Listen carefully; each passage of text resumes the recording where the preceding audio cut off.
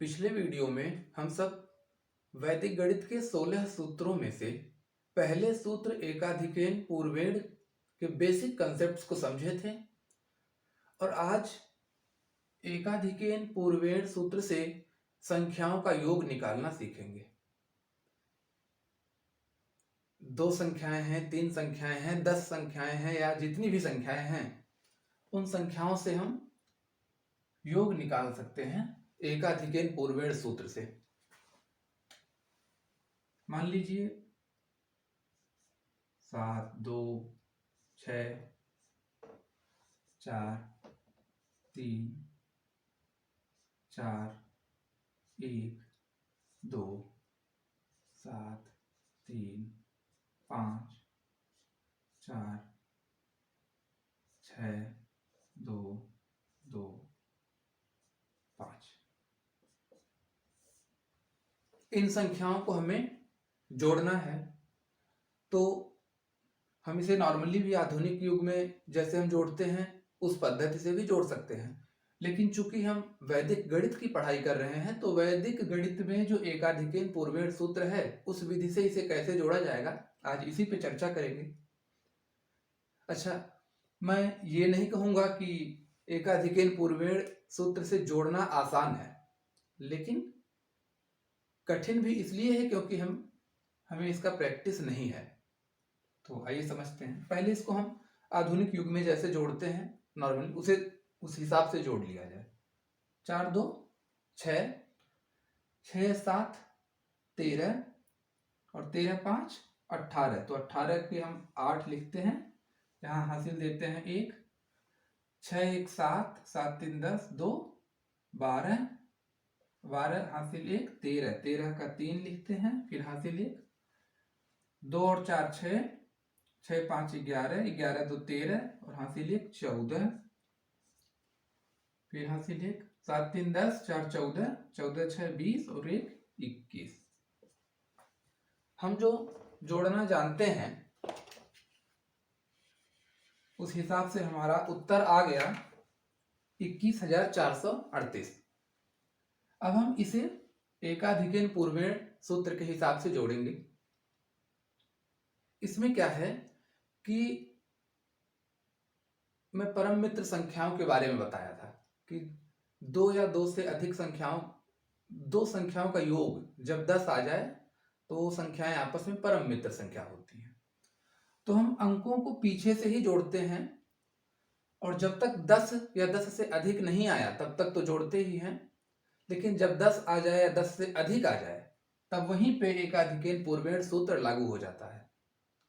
जैसे 4 और 2 होता है 6, तो 6 तक हम जोड़ सकते हैं, कोई दिक्कत नहीं। फिर 6 में फिर 7 जोड़ना है, 6 और 7 हो गया 13। तो 13, 1 और 3 लिखते हैं, तो 10 या 10 से अधिक है 13, तो यहां 7 पे एकाधिकेन पूर्वेण सूत्र लागू होगा क्योंकि 4, 2, 6, 6 और 7 13, 10 या 10 से अधिक आ गया 13। तो एकाधिकेन पूर्वेण यानी 7 के पूर्वेण, पूर्व में जो अंक है वो है 3, तो ये एक जो है इस 3 के ऊपर हासिल लगता है, एकाधिकेन हो जाता है, एक अधिक हो जाता है। तो 3 के ऊपर हम एक बिंदी बना दिए, तो 3 के ऊपर एक बिंदु बनाने का अर्थ है कि एक हासिल दे दिए और यह 3 अब पढ़ा जाएगा 4 की तरह, और ये 13 था तो अब ये 7 न रह के ये 3 हम मानेंगे, क्योंकि 4, 2, 6, 6, 7, 13 आया था। 13 आया था तो 13 का एक जो है हम इसके पूर्वेण पे एकाधिक कर दिए, एक बिंदु लगा दिए, 3 हो गया 4 और इस 7 को अब हम 3 मानेंगे, 3 और 5 हो गया 8। अब हम फिर से जोड़ेंगे, 6 और 1 हो गया 7, और चूंकि 3 के ऊपर बिंदु है तो ये 3 न मान के 4 पढ़ा जाएगा। तो 6, 1, 7 और 7 और 4 11, 11 भी 10 से अधिक हो गया, तो 11 ऐसे लिखते हैं। अब चूंकि यहाँ 11 आया है जब 10 से अधिक है तो इसके पूर्व में जो अंक है 5, उसका एकाधिक लिखेंगे। तो 5 का एकाधिक लिखेंगे तो 5 पे बिंदु बना दिए, और 11 आया था तो यहाँ एक हासिल दे दिए 5 के ऊपर, और ये हो गया 1। तो 1 और 2 हो गया 3।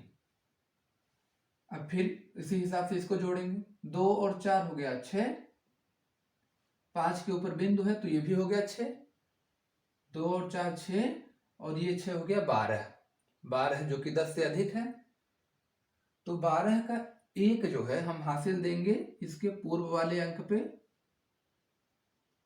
और 12 का हासिल 1 दे दिए, बचा है 2, तो अब ये पढ़ा जाएगा 2, और ये 2 हो गया 4। अब यहां पे आई 7 और 3 हो गया 10। 10 या 10 से अधिक है तो एकाधिकन पूर्वमेड़ लागू होगा, लेकिन 3 के पूर्व में कोई अंक नहीं है तो यहां हम 0 मानेंगे। 7 3 होता है 10, तो 10 में ये 1 जो है इस शून्य पे इसके आगे हासिल लग गया, और बचा ये 0। तो 7 3 होता है 10, तो अब ये 0 हो गया, और यहाँ हासिल आ गया 1, तो 0 हो गया, और 4 के ऊपर बिंदु है तो ये हो गया 5। तो 0 और 5 हो गया 5, और 5 में फिर 6 जोड़ते हैं तो हो गया 11।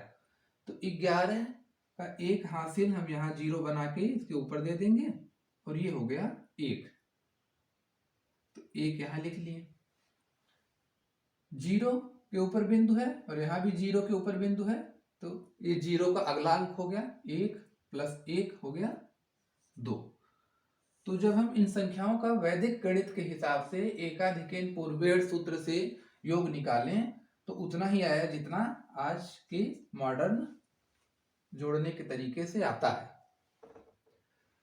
तो निश्चित रूप से जब हम इसे पहली बार में करेंगे तो हमारा उत्तर हो सकता है इससे भिन्न आए, क्योंकि अभ्यास नहीं है करने का।